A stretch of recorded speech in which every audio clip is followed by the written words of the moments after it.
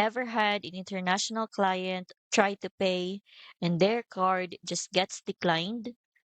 For global businesses, that's money lost instantly. Here's a quick way to test it. Run a small payment from different countries with your current processor and track the results.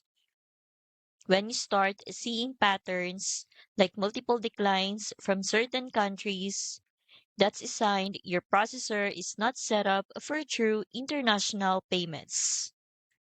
Many processors restrict cross border transactions or block certain currencies, which makes it nearly impossible to scale globally. High risk merchants get hit even harder since providers see international sales as unstable or risky. With EasyPay Direct, you're matched with banks that support international and high risk transactions. That means fewer declines, more approvals, and the ability to sell worldwide.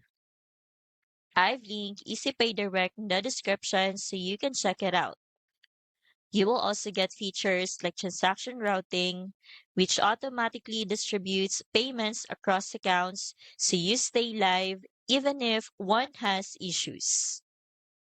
If you're ready to accept payments globally without the headache of constant declines, EasyPay Direct can help. The sign up link is in the description to get started.